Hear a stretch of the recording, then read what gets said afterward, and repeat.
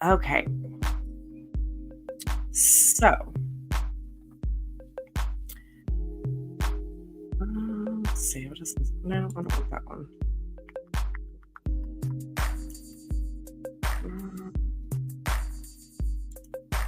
We'll just do it like this.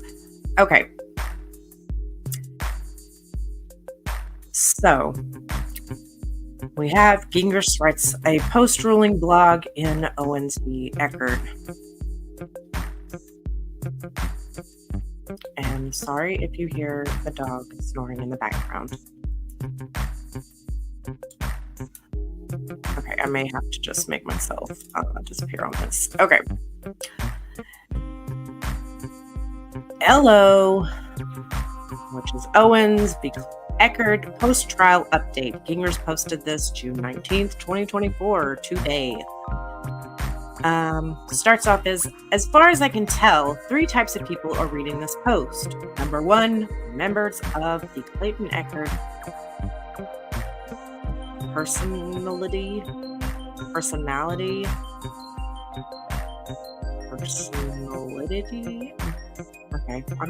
Personality. Personality. I don't know why I can't read that word. Maybe it's because my brain's not functioning from being sick. Are reading this post. The Clayton Echard personality cult. We're not a cult. Number 2, normal folks who are interested in the law, lawsuits, legal procedure, and maybe reality TV. And 3, Judge Mata and her dad. Allegedly, but hopefully not. No. They'll read it when it's submitted in court.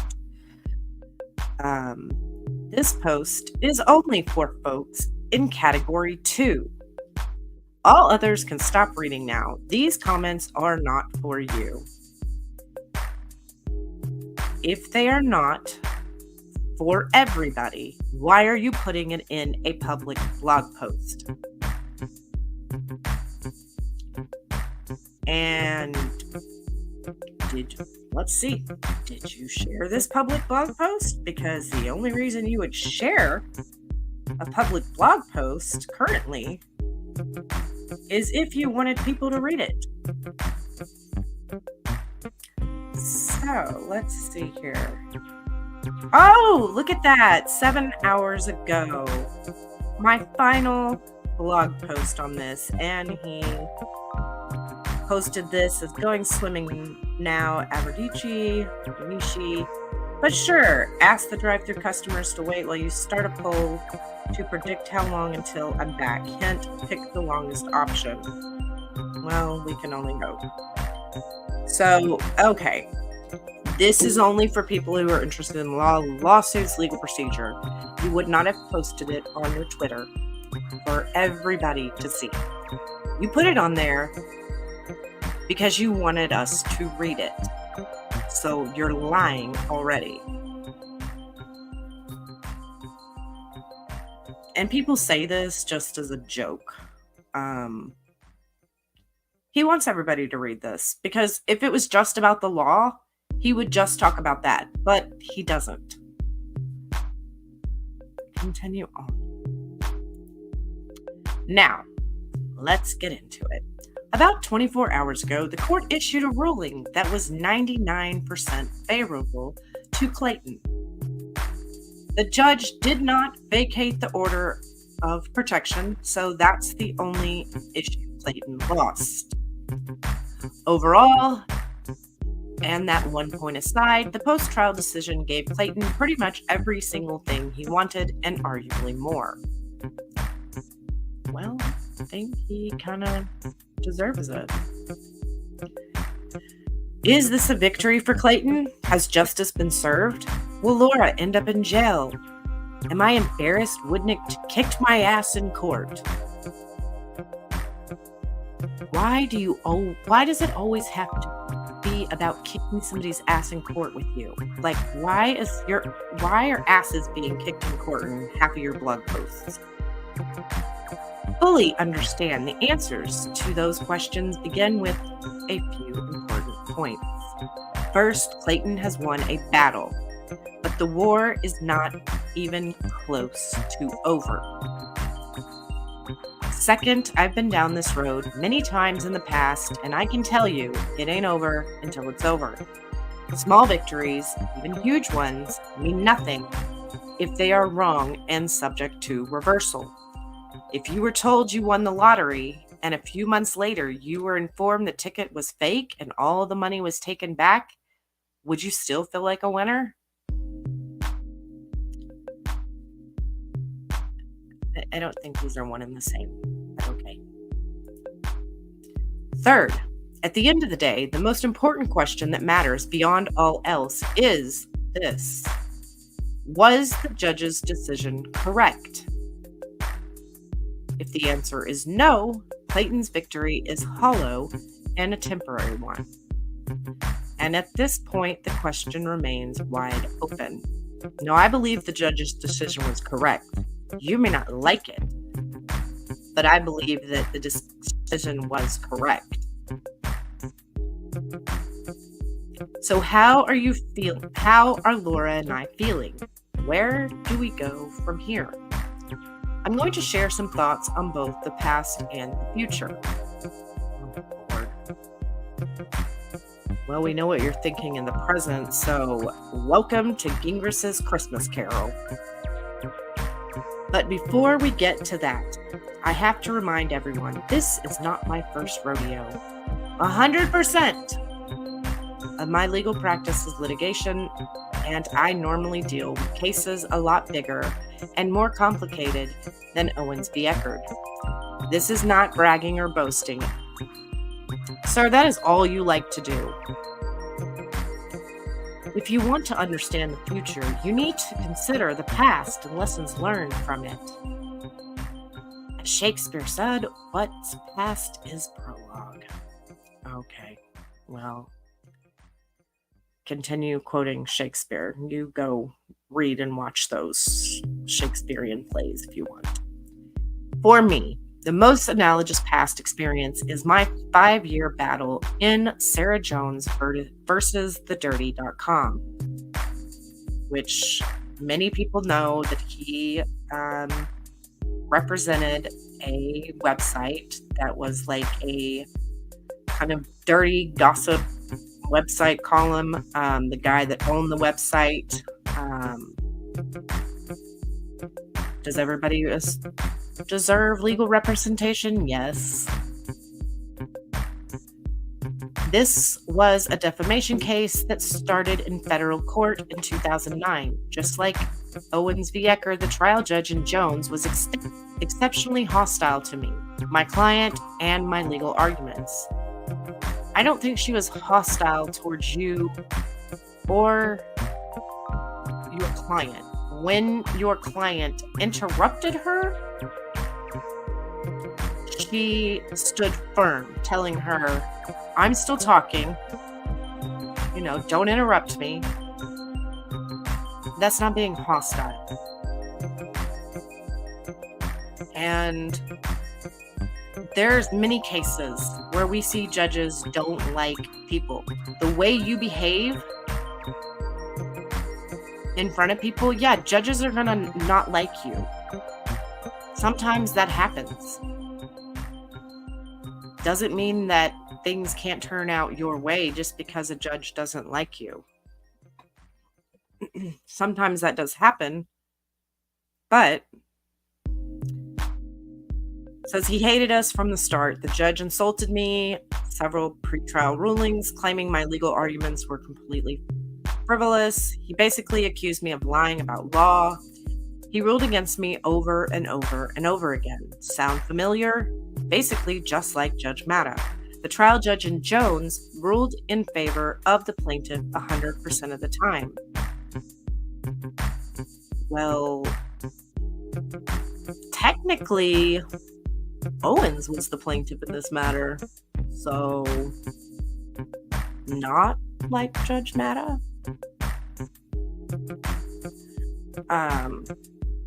Although it did seem like Echard was the plaintiff in this, he technically wasn't, but semantics. Due to the legal issues involved, Jones was big news at the time. Every national network carried stories about the case. See example here. And this link was about a Bengals cheerleader who somebody on the Dirty Joe website, not the owner himself, was posting defamatory things about this cheerleader and things like that. And while you shouldn't be able to, you can't sue the website that it's posted on. She would have needed to go after the author of that itself. If those things were untrue. Just like when Johnny Depp went after the Sun instead of Amber Heard, it's hard to sue a publication place. You have to go over the actual person that was doing the thing. The case was tried to a jury twice. The first jury hung, and the second jury found in favor of the plaintiff and awarded $338,000 in damages. When that happened, it was basically the exact same thing that happened this week in Owens V Echard. The plaintiff celebrated and cried about finally getting justice. She held press conferences. Her lawyer, no longer licensed, posted a celebration video sitting in front of American flag, bloviating about how great our justice system was. Sadly, that video was later removed, so I can't share it. Here's a fun little interview that happened about 15 minutes after we got the jury's verdict. Please note how happy/excited Clayton, mark that out, the plaintiff was. Look familiar? See, this is where we know this is not just for the people interested in law. This is how we know you want the people that back and support Clayton and Maraschini and Gillespie to see this, because you did not put that in there for anybody else.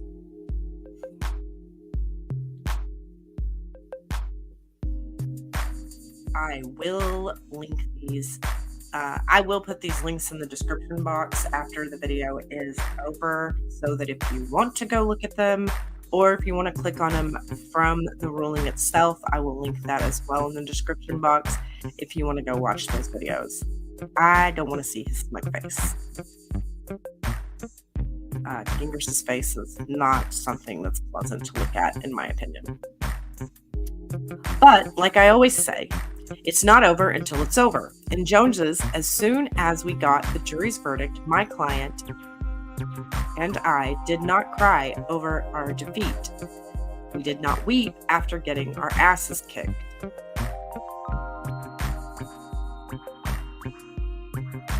Okay. Y'all don't seem like y'all would cry over that. Both of y'all seem like big douche-cadoos. For people watching me, can you hear me? I don't have a headset on right now, but I want to make sure y'all can hear and that it's coming through. And I should have asked before.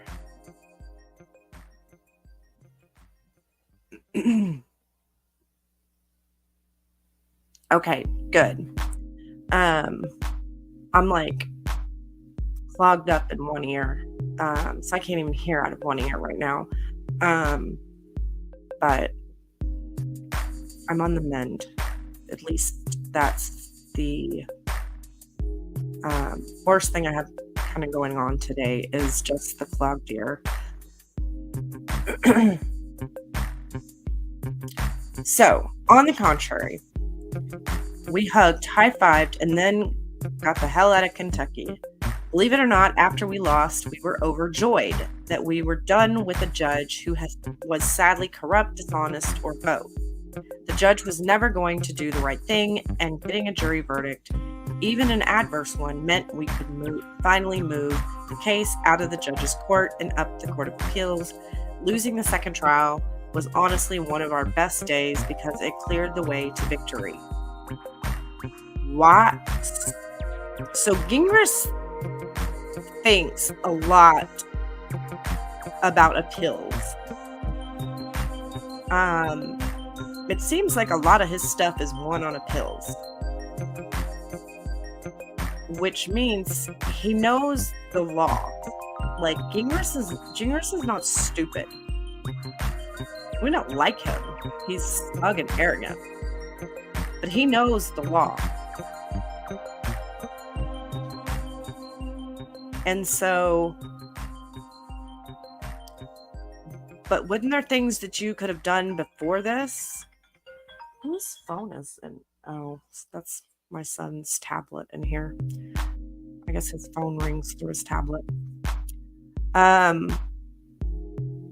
So it's something, that's why I want to look at something he cites in this blog post, because He knows the law, and I want to see if he has points on this.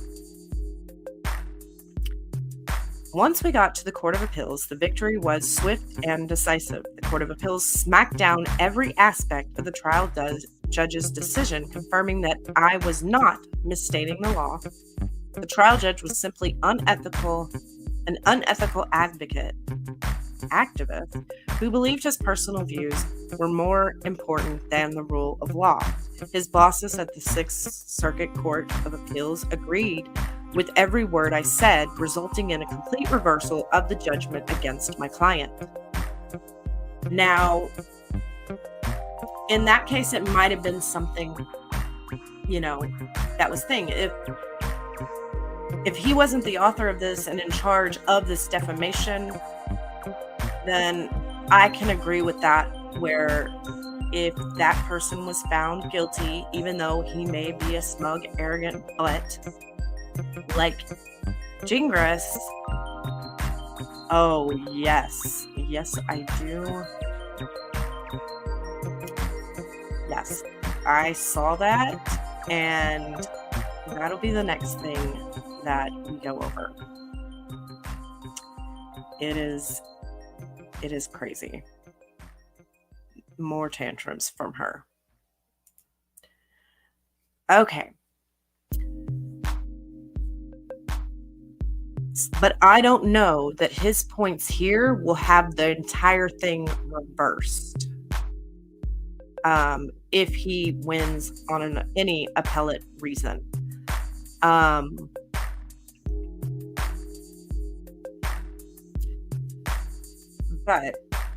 I can agree where the appellate courts got that decision right. The website guy shouldn't have been the one that was sued. The person that was making those defamatory remarks on that particular website. Just like you can't, if somebody wanted to sue me for something I said on Twitter, they could not sue Twitter for defamation because I posted on Twitter. They would have to sue me. So if for some reason a judge and a jury said, oh yeah, Twitter did defame her or defame this person, and the appeals court should come back and say, no, Twitter didn't defame her. Loud Little Ducky did. So she would need to sue Loud Little Ducky for making those Twitter defamatory remarks. I'm not saying I did any of that, but I'm just using that as an example to show you where, in this case, Gingras is correct. All right, moving on to... And then here's a video after we won the appeal. How sad do I look /sound here? And note, the lawyer speaking here on behalf of the plaintiff is not the guy who later lost his license. The younger guy is a sub who took over once the main guy lost his license. Why do you have to bring this up? Because this has nothing to do with this particular case. That guy lost his license for something else.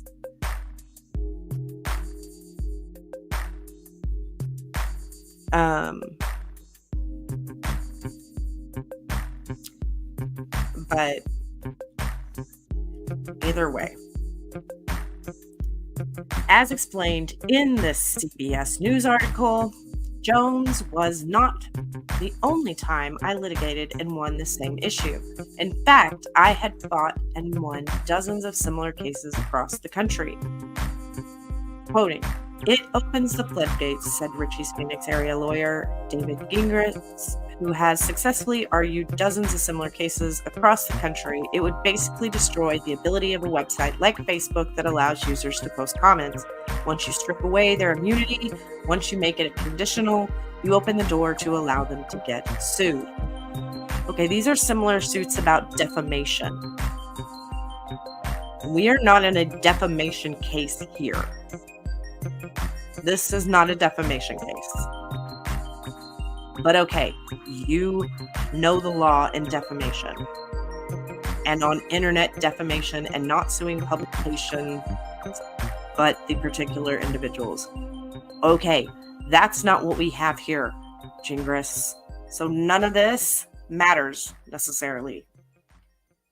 It's you just tooting your own horn. But of course, you don't like to brag, right? Despite what she told the media, the plaintiff in Jones did not take her case to the U.S. Supreme Court, which was probably the part that I regret the most. It would have been a dream to argue the case before SCOTUS, which is Supreme Court of the United States. All right, so what's the point of all this? Yeah, finally, we're getting to the point. The answer should be obvious. Just because Clayton got a lone judge to agree with his claims does not mean that the ruling will withstand appeal. We know that there has to be an appeal process. Well, there doesn't have to be. But we knew that, we're going to go for it because that's all you talk about. Oh, I know we're going to lose this case, but we're going to win it in appeals. That's what you've said. You haven't believed in this case since the beginning. And here's a serious side question for all you Woodnick worshippers.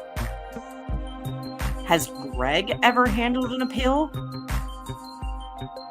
I can't find any evidence that he ever argued even a single appeal, much less that he's ever prevailed in one. If you can point me to a prior appellate work he's done, I'd love to see it. Okay, so you're Mr. Appeals, which means you lose all the time in court, and you have to win on law. But you know what that doesn't mean here? Is Gingras. And I want you to listen. If you get this case appealed on legal technicalities, that has nothing to do with the merits of the particular case. That doesn't mean that anything that Clayton said was untrue. It may mean the judge made a mistake, but it still does not mean that your client is not a liar. On a legal technicality. So you win on legal technicalities, not actual merits in a case. Like, you don't win on the facts of the case. You win on legalities and technicalities. And if that's what happens in this case, which I hope it doesn't, as far as a ruling goes, I hope the ruling stands. And even let's say, I hope the ruling, let's say it goes up for appeal. And the appellate court says, yes, the judge didn't do this correctly. I hope what the appellate courts don't do is say, we are completely reversing this judgment. I hope it is, we're going to retry this case. Because this is not a double jeopardy type thing.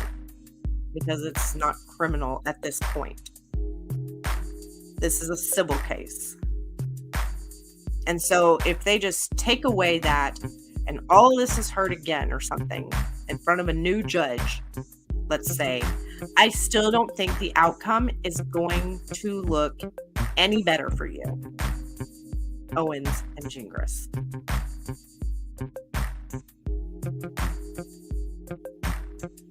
Yes, Yako. The prospect of an appeal, and it is. She uses the court to do this, and she's found a attorney that's willing to stand with her. And it's just ridiculous. So let's hope that doesn't happen, that there isn't a reversal on the ruling. Hopefully it stands. But it's still anything that the judge did still does not take away from the fact that Laura is still a liar. And I think that's where it's going to be hard to reverse an entire ruling. Now, they may keep the ruling, but maybe take away the attorney's fees, which I hate. But there are ways to do it. And like Gingras says, it's not over till it's over. We knew that an appeal would be coming. But we're going to look at some things, and hopefully that helps us a little bit. Now, for this week's decision, here are my initial thoughts and comments. Sir, you already wrote an entire blog post about your initial thoughts and comments of after the trial, but now you have more thoughts because of the ruling. Okay.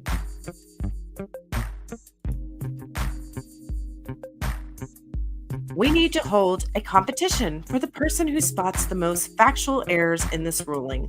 Let's not even include the typos. Now, I pointed out some typos and some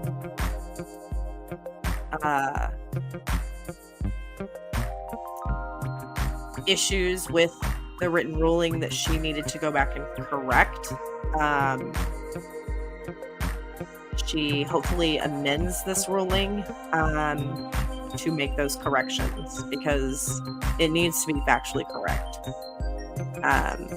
And he points out the first one, and it is so obvious because it is one of the first things she says in this. So here we go. Does anyone else find it ironic? The very first finding in the ruling is completely wrong. Laura Owens petitioner filed a pro per petition to establish paternity on May 20th, 2023. Seriously? Does that mean the judge has committed perjury, fraud? Should the judge go immediately to prison? No, the judge simply misspoke and got the date wrong.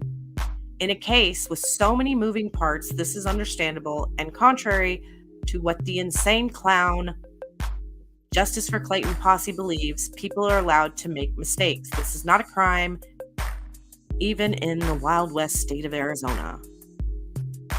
Well, at least he can say that.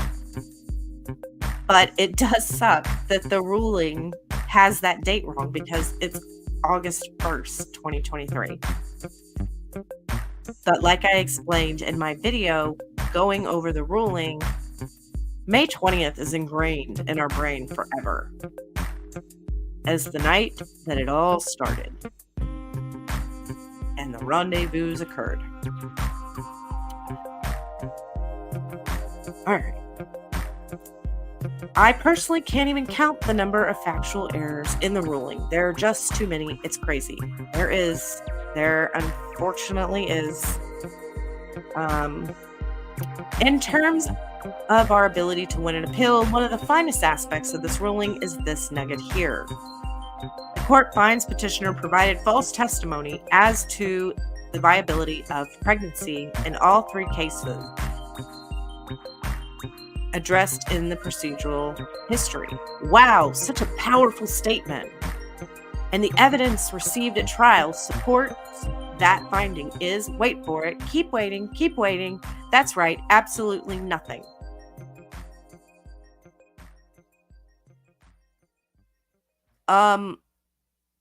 No, the court has found that she provided false information in all three of the cases. There were three cases.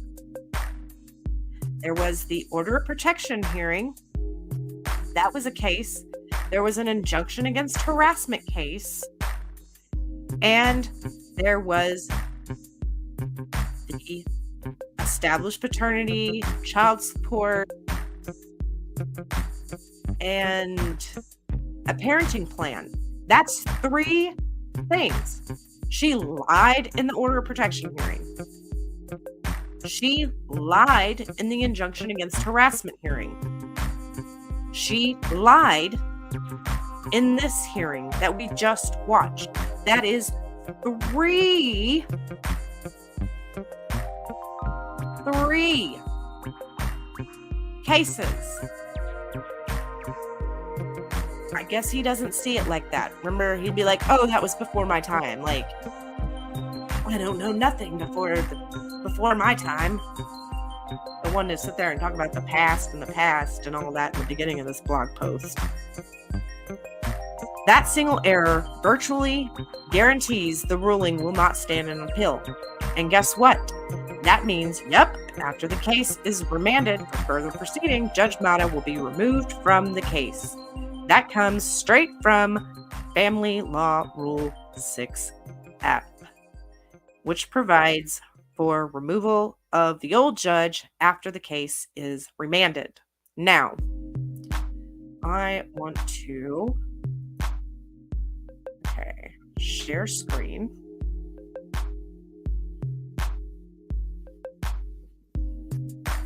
Let's see here. Okay.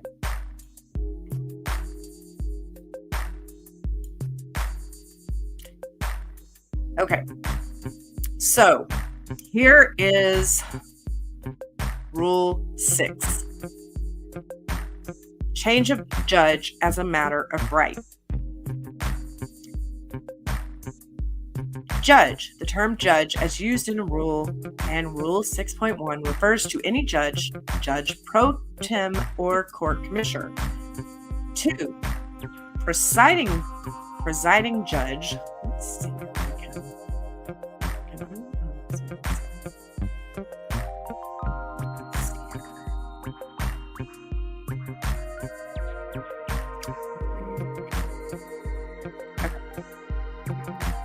Okay. All right. I think this is going to work. All right.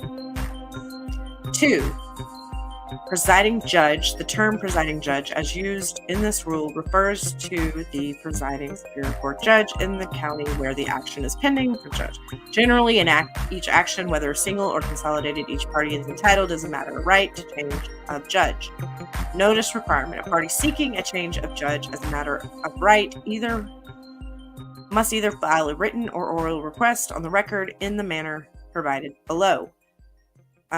He did a written, so we'll go over that. Because he says he wrote a written request to remove the judge prior to her ruling, but not during the court case, which I don't know if a judge can be removed from a case after the case has already been heard. I'd be interested to know if they can. It seems weird, but I guess they could do it all over again. Written notice of change of a judge must be served on all parties, the presiding judge, the notice judge, and the court administrator, if any, by any method provided in Rule 43B. The notice must contain A, the name of the judge to be changed, B, a statement that 1. The notice is timely under Rule 6D, no waiver has occurred under Rule 6E, and the party has not been granted a change of judge as a matter of right previously in the action.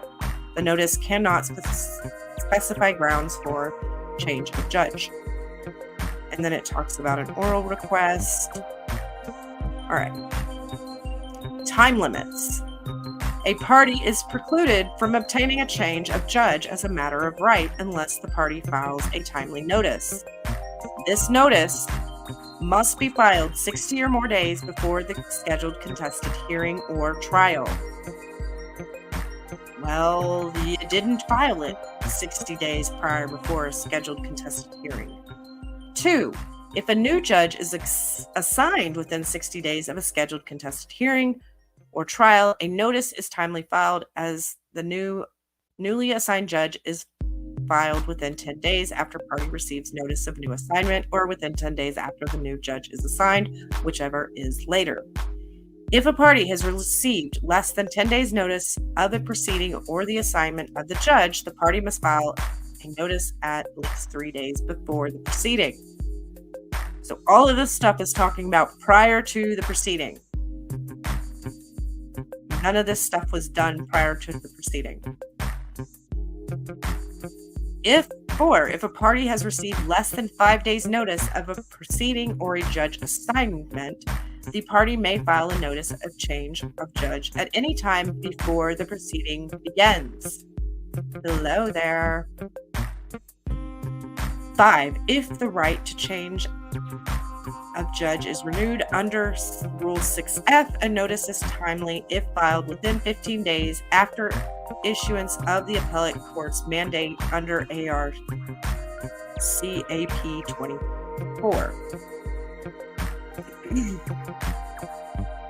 Okay. Waiver. A party waives the right to change a judge assigned to preside over any proceeding in the action if the party agrees to the assignment. 2. The judge rules on any contested issue or grants or denies a motion to dispose of any claim or defense if the party had an opportunity to file a notice of change of judge before the ruling is made. Okay, so this one might pertain here. The judge rules on any contested issue or grants or denies a motion to dispose any of the claim or defenses if that party had an opportunity to file a notice of change of judge before the ruling is made. So that goes on motions. Is there music still playing? Oh my God, hold on here.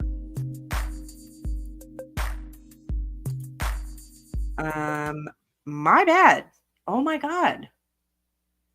I did not know the music was still playing. Thank you for telling me that, Yako. Oh my gosh. Oh, okay. All right, we'll go back to this now. Oh wait, can I do it from here? No. Okay. Thank you. I'm so sorry. Yeah, please tell me. I'm new to this, so I forget what buttons and things to do. All right. So this is talking about a motion, not a judge, not a ruling in a case. 3, a resolution management schedule, pretrial, or similar conference begins, or a scheduled contested hearing or trial begins. So they waive the right if a scheduled contested hearing or trial begins, a resolution management. Okay. So it does not look like because they're filing for a judge to remove themselves after the case has been heard. From my view, I am not a lawyer. It does not look like the judge can be removed. Actions remanded from appellate court. In actions remanded from appellate court, the right to change of judge is renewed and no event connected with the first trial constitutes a waiver. If the appellate decision requires a new trial or a contested hearing, and 2, the party seeking a change of judge has not previously been exercised, the party's right to change of judge in the action.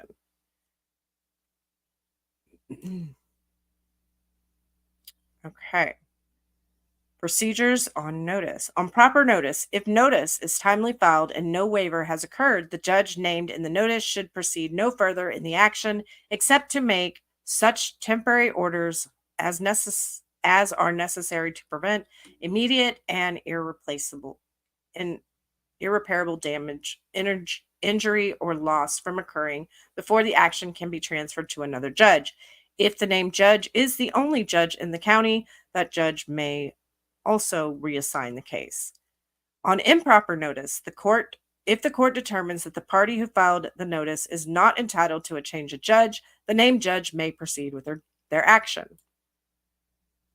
So we'll see if what the judge did here in putting this ruling out and making it final, that she wasn't going to issue another final thing. This was just going to be the final, the end. After she was notified that Gingras was planning on filing a recusal of this judge before her ruling, that would be interesting, but I don't know if he can. Or if he waived that. Reassignment on stipulation. If a notice of change of judges is filed, the parties should inform the court in writing whether they have agreed on an available judge who is willing to hear the action. An agreement of all parties may be honored, and if so, bars further changes of judge as a matter of right unless the agreed on judge becomes unavailable. If a judge to whom an action is assigned by agreement later becomes unavailable because of a change of calendar, assignment, death, illness, or any other incapacity, the parties may assert any right under this rule that existed immediately before the assignment to that judge. Absent stipulation, if no judge is agreed on, the presiding judge must promptly reassign the action. So I'm not seeing, I don't know that they can do this. If the right to change a judge is renewed under Rule 6F. All right. So we are going to stop sharing that for a minute, and we are going to go back to this. So he put 6F. But the thing with 6F is that it's before a lot of things, and it talks about prior to trial or a court hearing. And so I don't know that Family Law Rule 6F applies here.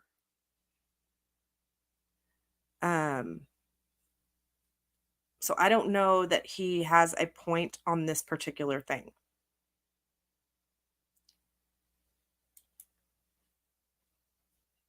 Judge Matta has only been a judge for a few years, and so far her track record is not good. Here's a recent case where a decision of hers was tossed out and remanded after she, wait for it, ignored a key procedural rule. That was the other thing that I want to look at, and I think it is very important to see, because this one, I don't know if Gingras has a point on.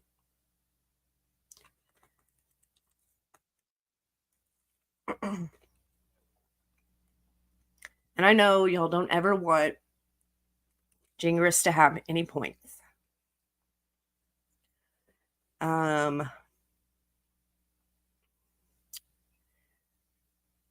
So let's go back to, we are going to share our screen again and go to this case that Judge Matta's decision was tossed out and she was remanded for ignoring key procedural rule. And I will share my thoughts on it. And I want y'all to let me know what y'all think as well.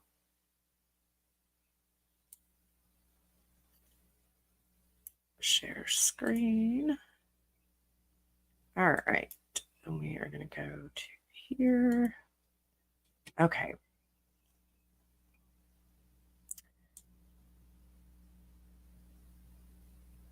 All right. So in re Spar,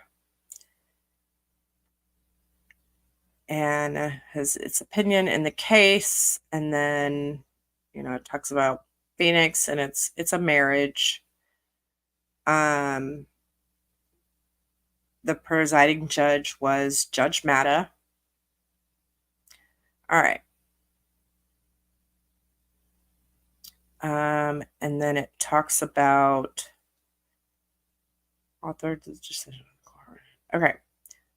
So let's read about this case. These poor people probably are like, I don't want anything to do with Owens. Why do you have to bring me up? All right. Memorandum decision. All right. A pitch, which was presiding judge Pitts authored the decision of the court in which Chief Judge concurred. All right. Presiding judge. Linda Spar appeals from the Superior Court's order granting petition to modify parenting time and child support to prevent their child's relocation. Spar argues the court violated her right to due process by setting an arbitrarily short trial on an accelerated schedule over her objections. She also contends the court erred by not addressing whether blank had a good cause to delay his petition and by not making written findings as to a majority of the statutory relocation factors for the following reasons. We vacate the Superior Court's order and remand for further proceedings consistent with this decision. So, in this case, there was a short trial and let me see. I had it pulled up earlier.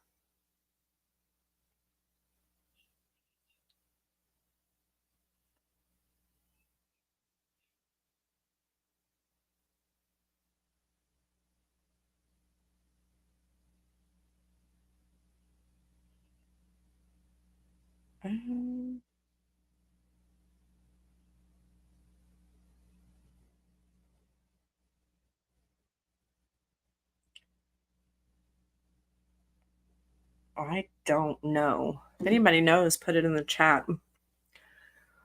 All right. So the factual and procedural background. In March 2018, Spar and blank entered into a consent decree dissolving their marriage. At the time of their divorce, they agreed that Spar would be the primary residential parent for the 8-year-old child and that the other parent would have every other weekend, one evening each night. They shared legal decision-making authority, and the other parent needed to pay child support to Spar. In October 2022, Spar told the other parent she wanted to relocate with their child from Phoenix to Tucson. The parties verbally agreed that their child would complete the school year in Phoenix and then join Spar in Tucson. In November, the other parent, and I'm not saying the other parent to protect this person's identity. I'm doing it because I don't want to try to pronounce their name because it's Riame, I don't know. So it's just going to be the other parent. All right. I am unbiased here. I'm reading this with y'all.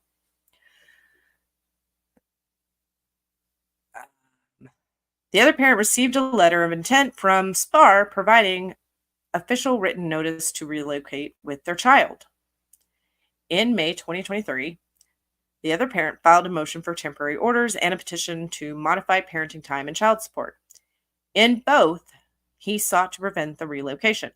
The Superior Court set a 1-hour evidentiary hearing in August. By the time of the hearing, the child had to relocate to Tucson with Spar and had begun school there.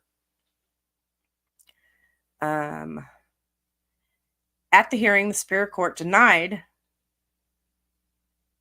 the other parent's motion for temporary orders and denied both parties' attorney fee requests. The court took the other parent's petition under advisement and subsequently entered a final judgment in which it affirmed joint legal decision-making, but found it was in the child's best interest for blank to be his primary residential parent.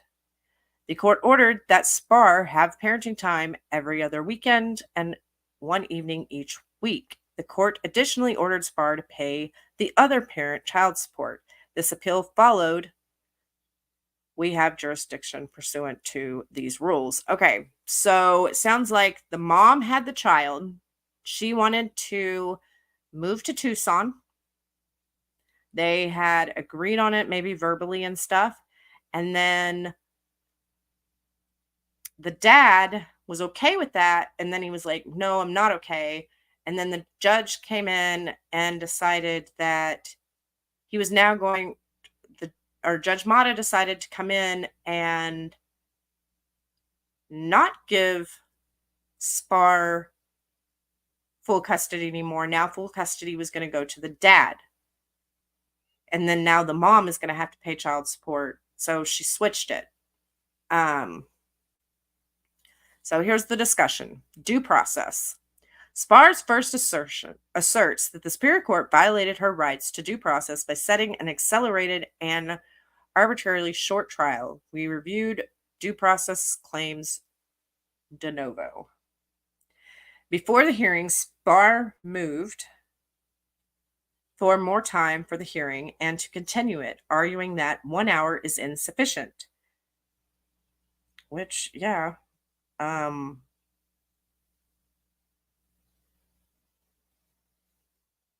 Okay.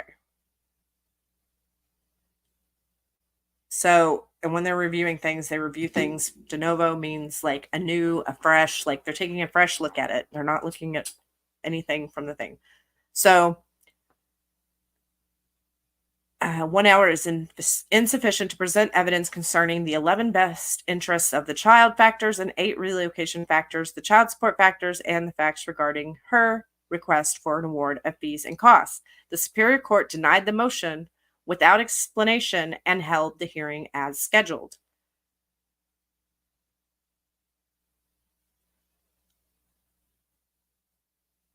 Yeah, he said that her rating, he talks about her ratings. But if there's only 2 ratings, well then that mean that's all you have to go by. So apparently Judge Mata is known for short hearings. She does not want to prolong hearings at all. She thinks it can all be done within that amount of time. And many people do not agree with that. I don't necessarily agree with the fact that she only allotted 2 hours for this and all, and maybe an hour for these people was not good enough either. I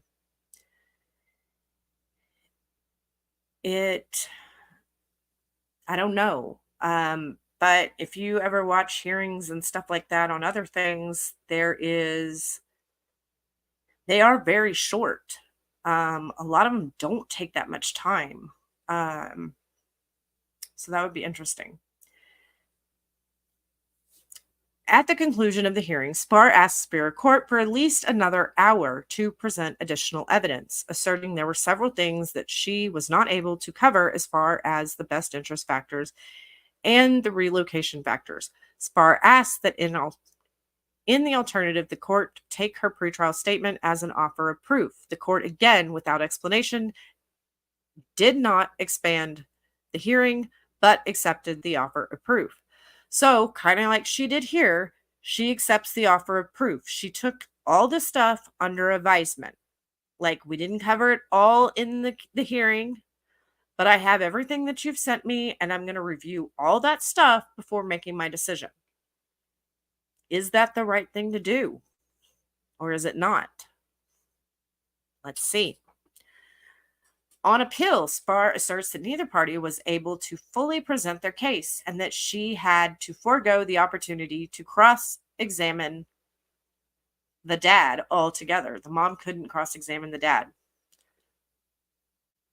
The dad argues that even assuming the court erred, that the mom has made no showing of prejudice and is not entitled to a new hearing.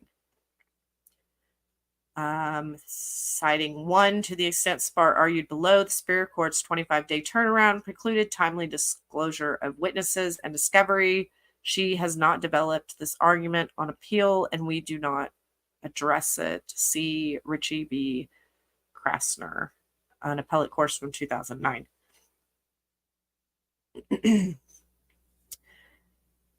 Due process requires that litigants be heard at a meaningful time and in a meaningful manner. Quoting Matthews v. Eldridge. See also Volk v. Brabe. Procedural due process requires the court to afford litigants adequate time to present their evidence. And In a normal case, I don't know about this one. This seems like a regular stuff. And it doesn't sound well, let me see. Let's go back and see if we can come back to this. Let's see. Were they spar uh counsel for Poland. Um mm, mm, mm, mm. Okay. I don't know if these two parties were even represented.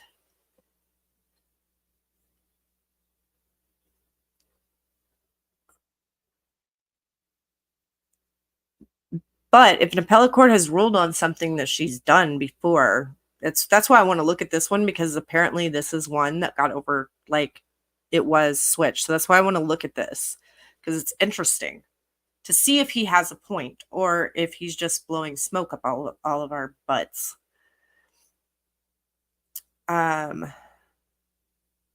But this process right must be balanced against Superior Court's broad discretion to manage its docket and to impose reasonable time limits on proceedings. Whether additional time is necessary remains committed to the court's discretion. Time limits become unreasonable if they prove insufficient to allow a substantive hearing. We will not reverse a due process error absent prejudice. Spar argues the hearing here was comparable to the one in Volk. There, the Superior Court allotted 15 minutes for a hearing on a petition to modify child support. Both parties requested more time, but the court denied the motions. The hearing ultimately lasted 31 minutes. During the court admitted exhibits and heard argument from counsel. No testimony was taken. Yeah, that one sounds bad. We conclude the Superior Court's approach categorically violated due process because the court recognized that credibility has a central to the issue before it, but expressly rejects the parties' efforts to testify, choosing instead to rely on a pay-per-view to decide the petition. When the court allows no time to hear testimony, or when the time available for each witness does not allow for meaningful direct testimony and efficient but adequate cross-examination, the court violates the parties' due process rights. The hearing in Volk, however, is distinguishable from hearing here. Here, both parties testified, although on appeal, Spar asserts she had to forego cross-examination. The record shows she was given the opportunity, but asserts she had no questions for him. The Superior Court did not stop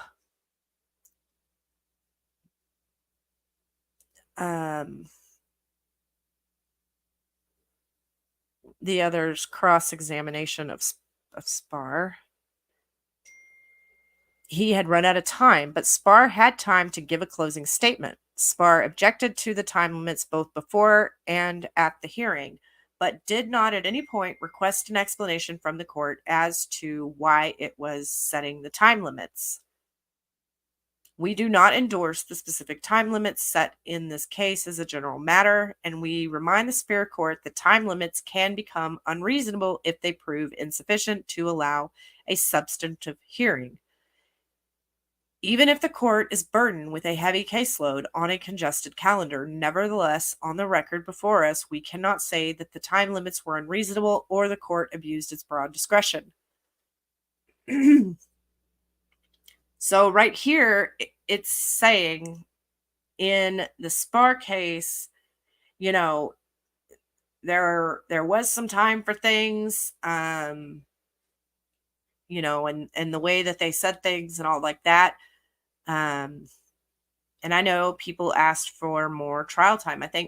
I want to say both parties did ask for it in Owens V Echard, more time. And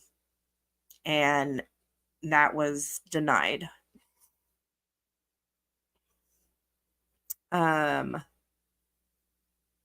Spar I may be even saying this person's name wrong. Mom argues the Superior Court's order itself is the best indicator that the court neglected to provide adequate time because the court failed to make necessary findings. Ugh, so congested. As explained further below, we agree that the court erred in regarding certain findings, but it is speculative that the lack of these findings was related to the court's time limit. It appears that the court had before it sufficient enough evidence from which it could make a challenge findings. Moreover, the court issued a detailed 17-page order in which it thoroughly considered the child's best interest pursuant to the rules. Should the court determine it needs additional evidence to make the required findings, discussion, remainder decision, it should accordingly hold additional proceeding on remand. It becomes apparent there was insufficient time for adequate testimony. Court must allow reasonable additional time to perform its essential tasks.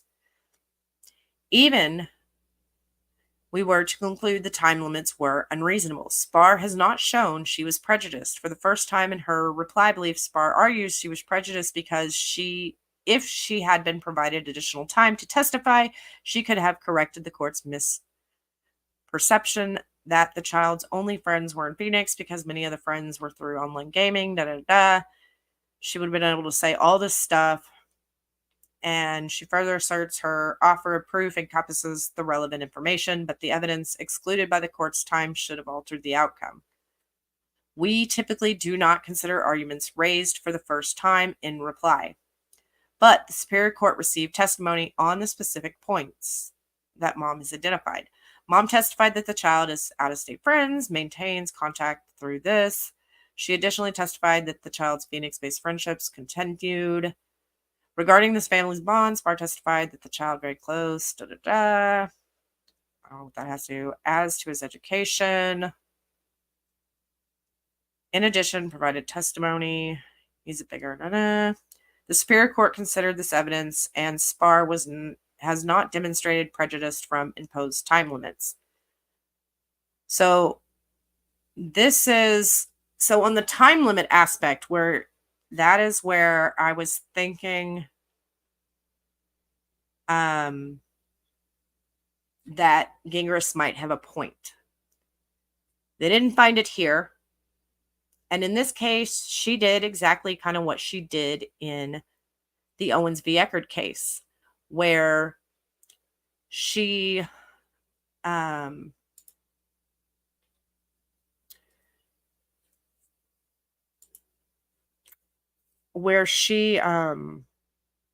she took all of the papers under advisement and then gave her ruling. So everything that they were going to say is already in the court documents that the judge has.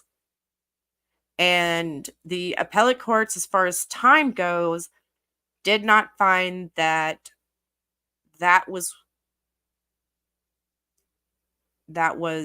enough to overturn the judgment. And I don't know if Gingras doesn't want us to click on these things and actually rule them. I mean, he does link them. So I guess he's saying he's trying to be transparent. Oh, that's not what I want. Okay. All right.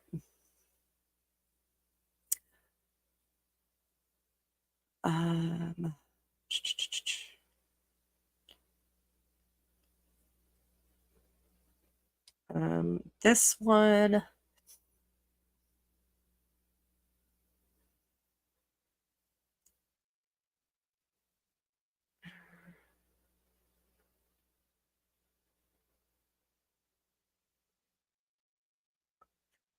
According, we vacate the order granted. All right. Good cause for delay. Mom additionally contends the Superior Court erred by failing to determine a threshold question whether had shown good cause for filing this petition 5 months late. Superior Court erred failing. Cause, oh man, Superior Court must determine disposition. We express no opinion as to the ultimate result in this case. We vacate the order regarding petition to remand further proceedings consistent with this decision as prevailing party. Spar is titled to her. Okay, so okay, we're gonna stop sharing now because let's bring this back up. I will say he almost wasted my time. He did not almost waste my time. But okay, he tried to waste some more of it. I'm glad I was like la da da da da. But the only thing, he's like, oh, they overturned her case, oh, her track record is awful. Okay. Tossed out and remanded because she ignored a key procedural rule. The only thing that they said was that she deserved attorney's fees. The mom deserved attorney's fees. And in the original ruling, she said the mom didn't deserve attorney's fees. That's what the appellate rule was. And he does say a decision of hers, not the whole entire decision. So, but I really wanted to look at what the appellate court thought about the time restraints, because that was a big thing in this case. Is we're like, 2 hours isn't enough. Maybe it would be in an easy case, but is it enough here?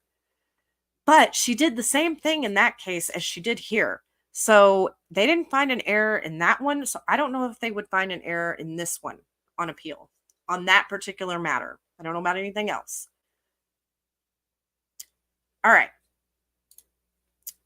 There is an anecdotal evidence to suggest Judge Matta has a history of doing things which would normally result in a mistrial in any normal civil context. For example, according to her reviews on the robing room, where she currently has a rating of 2 stars out of 10. Well, if she only has 2 people on there saying things or that are bad, and she doesn't have other good ones, then okay. One former litigant claims the judge used Google to research an aspect of the case detailing with snake behavior. Folks, I should not have to explain this, but a judge is not allowed to use Google to decide material facts in a case. Obviously, we have no way of knowing if this allegation is true. It could be a lie posted by a disgruntled litigant. And Miss Danielle, you posted that one of them was mad. Was the snake review one? You know what? We can actually let's just look. Oh, okay. Well, it's not letting me go into the robing room from this computer for some reason. But the fact that he's putting that in there sounds like this review came from a disgruntled litigant that maybe lied and has no proof that she used Google. Maybe he thinks she did, but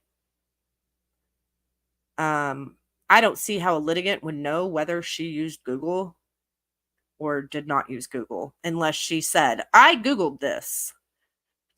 But the fact that you have to put that little decipher in there, Gingras, tells me you're just posting this to post this because you want to just smear the judge. Which is distasteful. And once again, you're doing this for the public, not just people interested in law. Because this doesn't need to be discussed if you're just talking to people about law. He goes on to say, Greg Gillespie has been emailing me suggesting he's going to sue Laura.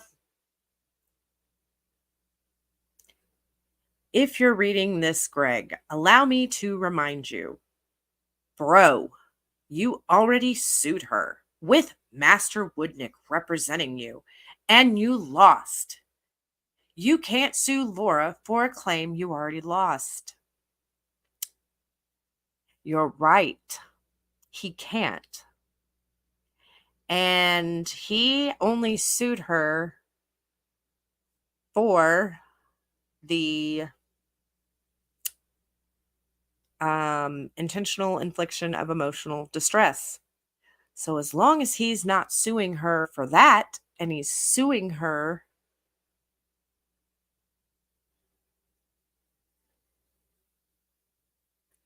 then he can sue her for something completely different, like false allegations, and costing him money on that. He can do a lot more than he can sue her for anything other than that.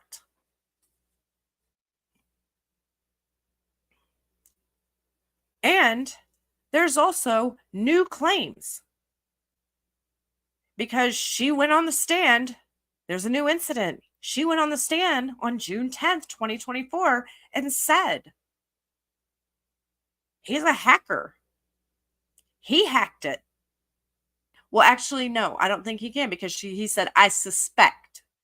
She didn't know for sure, but she suspected it. So maybe he couldn't sue her for that. But there's things in writing that don't say suspect. So, yeah, he can still sue her. It just can't be the same issue. But there are plenty of issues to go after with Owens, Gingras. But keep yapping.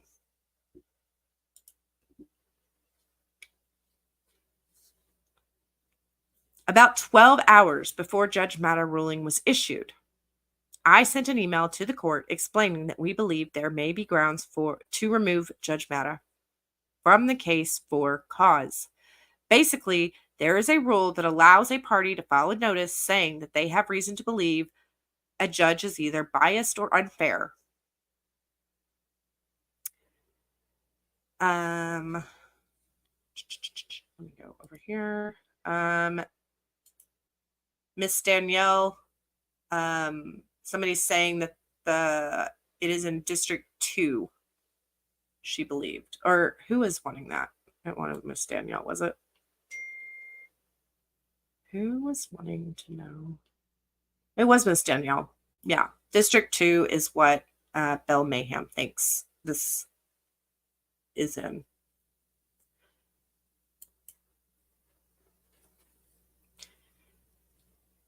So there is that you can remove the judge for biased or unfairness.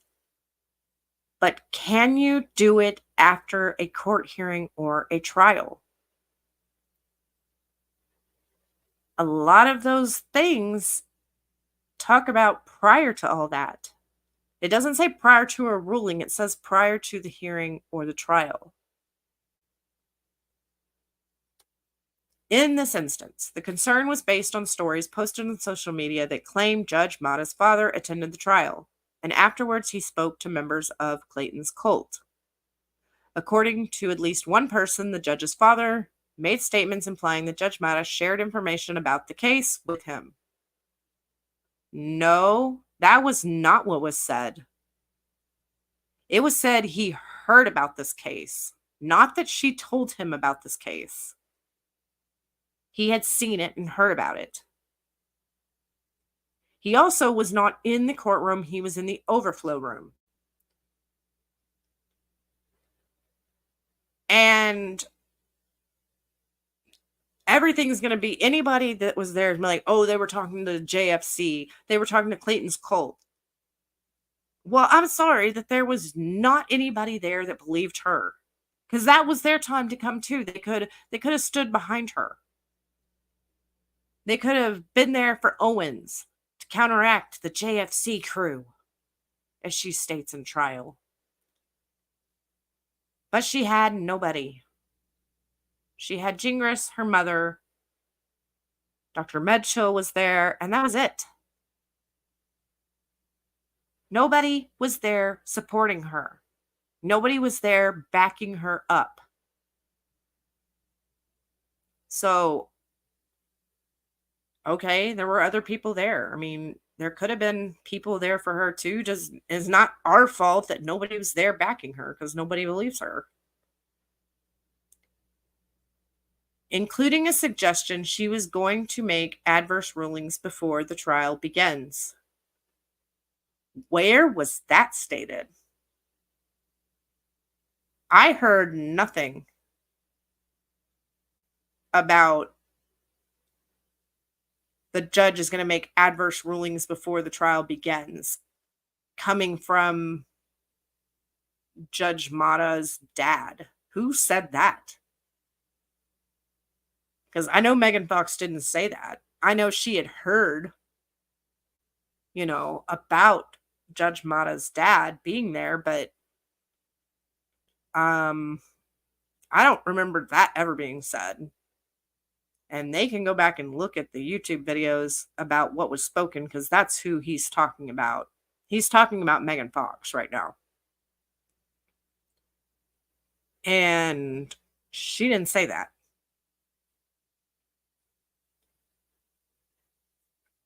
Folks, if the story is true, and at the moment we cannot confirm it either way, you know why you can't confirm it? Is because it didn't happen, Gingras. You'd be able to confirm it real quick because it was on live video. That's still up right now. It's on Dave Neal's channel. It might even be a part of his podcast on one of them. I don't know. But it's on Dave Neal's channel when Megan Fox brings this up after she comes out of court. But you can't confirm any of that because it wasn't said. So good luck on that one. Here you are being dishonest and lying just like your client. The fact that you have to put all these disclaimers in here throughout your blog means you're disingenuous. Your integrity is shitty.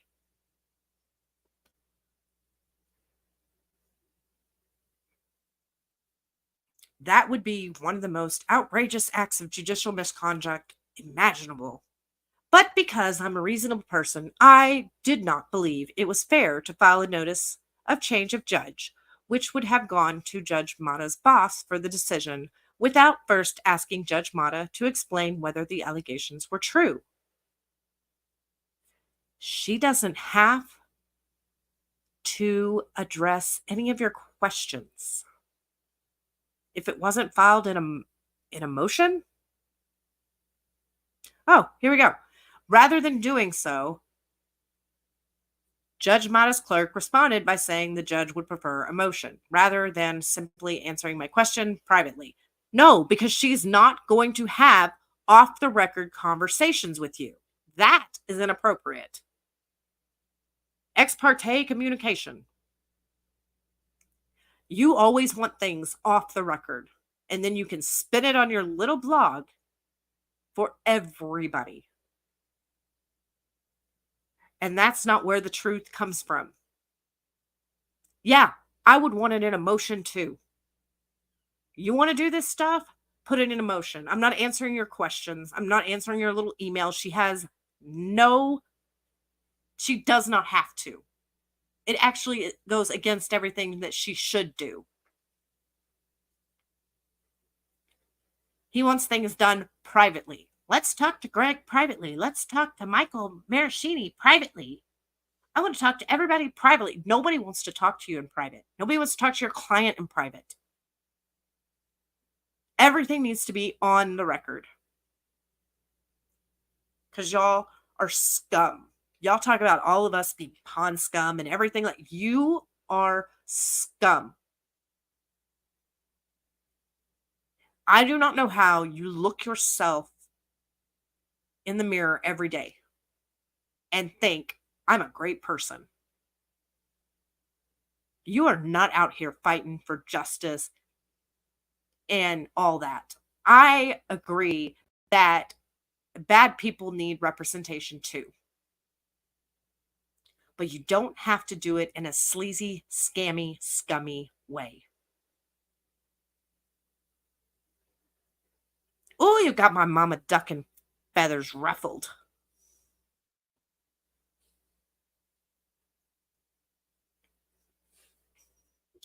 Based on the reply from the clerk, I began drafting the notice to remove Judge Mata, but as expected, she issued her decision literally hours before the notice could be completed. Well, what I would like to know is because while Judge Mata's ruling was not filed until the 18th, it was written on the 17th. So, was it within the hours of these things? And maybe you should have done it with a motion first instead of emailing privately, ex parte communication. Maybe you would have gotten it in before then. But again, I don't know if you can remove her. But your allegations aren't true and you can't confirm them. And they're easy to confirm. You're playing dumb here and it's not working.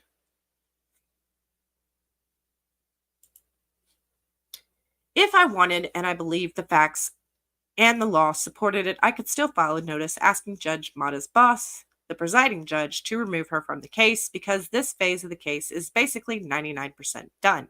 The only thing left is for Mata to determine the amount of Clayton's fees. I am not sure that it's going to be necessary. As noted above, assuming the Court of Appeals reverses and remands any aspects of this week's rulings, we will automatically get a new judge. Thus, I am not sure there's a lot of value in raising the issue now. Well, if you want it for appellate courts, saying, I asked for her to be removed, then maybe you should do it. But I think it's a little too late now. She's made her ruling. You can't remove her after a ruling. You have to just go to a court of appeals. And if you thought that this stuff was true, you would go right to them. But you know that this information that you have and that you're saying about her and her dad is not true. You have nothing to show that that is even remotely close to true.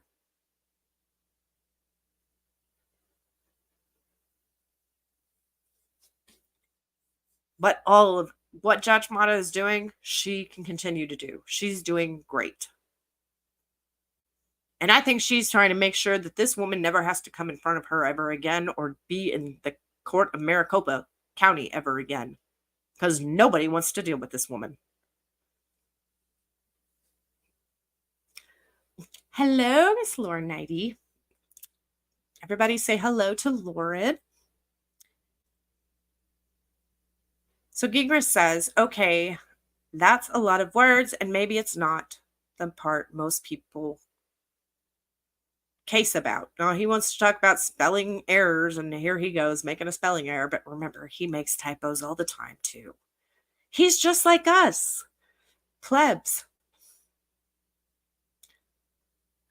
You're going to be scrubbing and cleaning things very hard because he is infuriating. Like when you, I don't know if you're the type of person that will clean when they're mad, but if you are, don't scrub the toilets too hard or the floors too hard. Number 1, how is Laura feeling? And 2, do I believe her story? As for point 1, what can I say? Laura isn't happy. She is shocked. She honestly doesn't understand how the court got this so wrong. She feels betrayed by Judge Mata and the whole court system as a whole.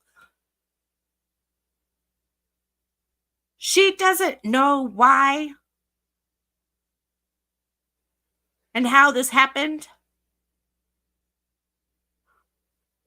Oh, she is more delirious than we thought.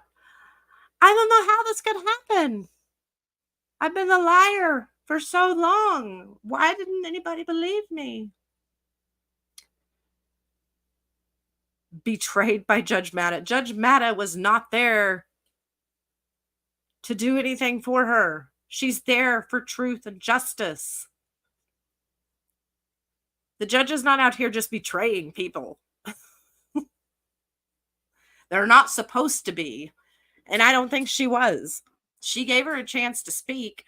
This woman has been given more chances in a court than anybody I know. And the whole court system, ma'am, you've been able to use the court system for a long time. Maybe that's why she doesn't. Everything always goes my way. Oh, the guy judges believe me. Why didn't the girl judge believe me? I don't know, because she's had a baby.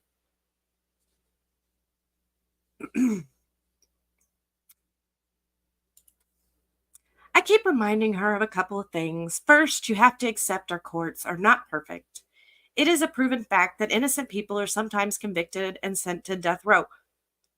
Sir,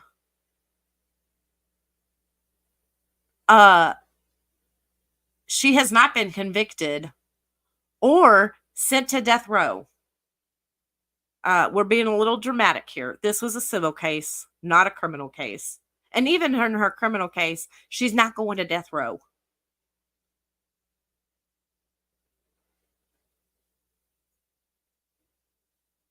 That happens, and it's not even a rare thing. Maybe a civil case quote would have been great. And this wasn't an innocent or guilty thing. It was a test of credibility. And you are not credible, Owens. I guess the only explanation I can offer is that courts are comprised of human beings, and humans are very, very imperfect creatures. Yeah, both of you just go stand in a mirror side by side and you'll see two. Yes, there are dirty, corrupt, self-serving folks all around us. Yeah, two right here. There are also many good people. At the end of the day, while this is cold comfort, to be sure, Laura needs to accept that this ruling does not define her.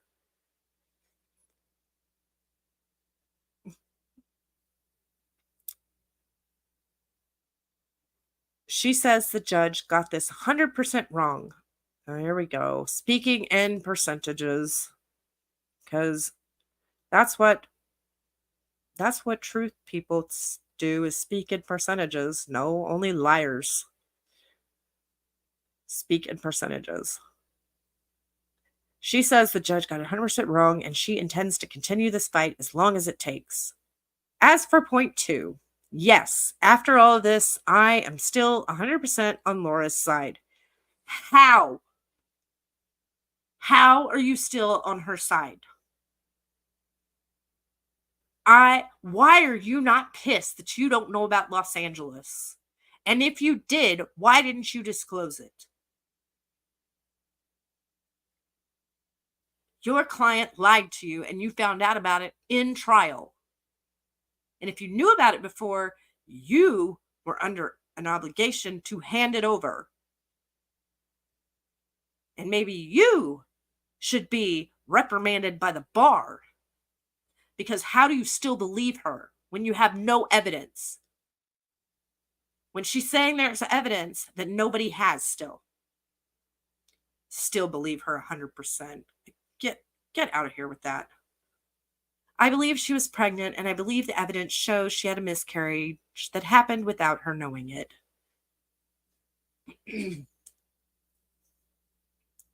I don't know that you'll ever have a child, Gingras, but I hope that one day you realize this is not how pregnancy goes. And maybe if you were a dad, you would understand that. And I hate being the one that says it when you're not a mom or you're not a dad, so you just don't get it. But in this case, it might be what it is. You would know if you were a dad, this is not how things go. You can fight it on technicalities and all of that, but the fact that you are like, I believe her 100%, like, is ridiculous.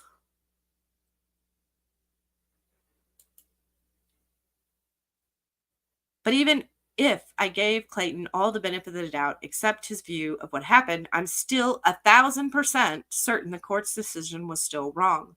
Laura tried to drop this case as soon as she reasonably could. Regardless of why she made that decision, the fact remains Clayton could have simply let the case get dismissed.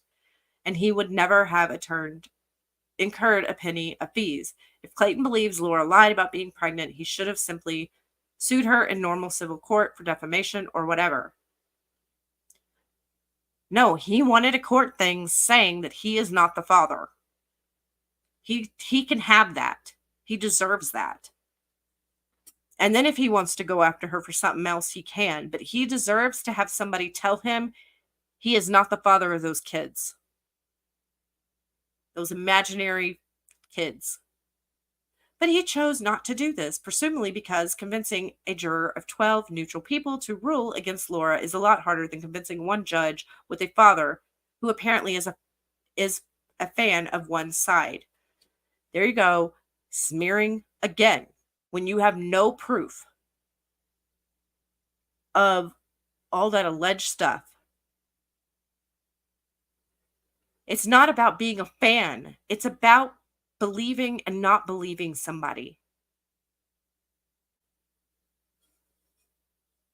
And I don't think it would be hard to convince 12 neutral people to rule against Laura. I think it'd be real easy. Go ahead and put 50 people in there. I bet all 50 will agree she's a liar.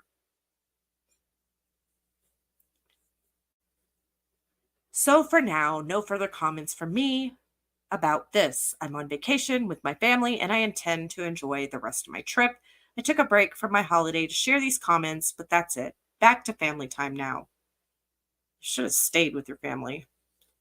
Moving forward, I will not be posting anything further about this case, at least until the opening brief is filed in the courts of appeals. My guess is that will happen sometime this fall, perhaps in October or November timeframe. No, that doesn't mean zero tweets. If something comes up, I reserve the right to comment on it. But otherwise, just remember this case is not over. You think you know the final outcome, but you don't. All you have is one decision from one judge who appears to have made up her mind 6 months ago.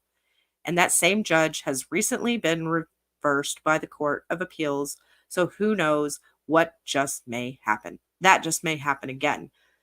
She was reversed on court attorney's fees. And you have no proof that she made up her mind 6 months ago. You have no proof of that. False accusations right there. Throw your tantrum and stomp your feet. Until then, thanks for all the passionate interest in this case. I'm happy to answer individual questions via email, but not from JFC cult members. All others are welcome to ask whatever you like. Well, that stinks. Because just because we are on the side of Clayton doesn't mean that we don't believe in justice and doesn't mean that we don't deserve a response. Like, if I ask a valid question, no matter what side I'm on, why can't you respond to that? Like, I would like to know the ruling on your viewpoint of why you can do this after a hearing or a trial. But that's not ever going to get answered. Posted with permission from Deck 15 Poolside, Norwegian Getaway, Rome, Italy, June 19th, 2024.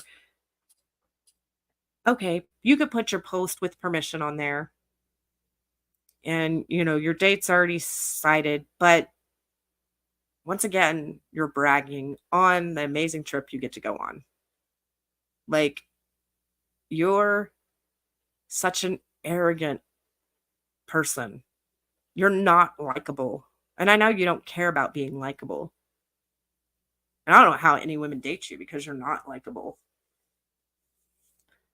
Not in blog posts. And people are like, no, he's really not an ass in real life. It's like, why does he need to act like one here? He acts like one here. His online persona is ridiculous. And if this is not who you are in person, why are you being two people? It's just crazy.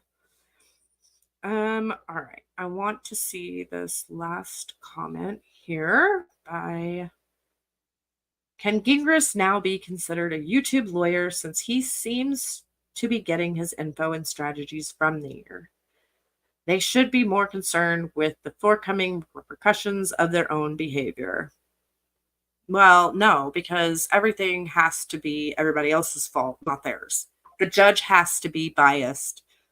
They can't have done anything wrong. It has to be the judge's fault because, they're perfect. They don't ever lie. 100% of the time, they don't lie, right? Well, he says internet law, right? So YouTube is a part of the internet. But no, he's not a YouTube lawyer. He's not on YouTube saying things. He can be a Twitter lawyer. No, I don't want him coming over here. Lord, can you imagine if he started making videos and we had to listen to him talk like he does in the blog posts? He just made these vlogs and not blogs, video blogs. Oh, God. You want to have a nightmare? You just listen to that. All right. So thank you for everybody coming and watching this. I will be getting to, I'll be posting a video on Owens Medium blog post. Lauren Knighty went over it on her channel. She's gone over the whole thing. If you want to go look at it there, it's also posted on Twitter, but I will go over it here on my channel. That'll probably be tomorrow. And then either Saturday or next week, sometime between Saturday and Monday, something like that, I am going to be putting up a video on a case that is about a woman that is very similar to Owens as far as pregnancy scams. They are both pregnancy scammers, but it is an interesting case, and I will be doing a video on that. So subscribe and turn your notification bells on if you want to get a notification for when that video comes out and any further videos. We are monetized now as far as like super chats and memberships go. I'm trying to figure out a lot of that stuff. But thank you all for coming, and I hope you'll have a great night. And I will see you in the next video. Bye.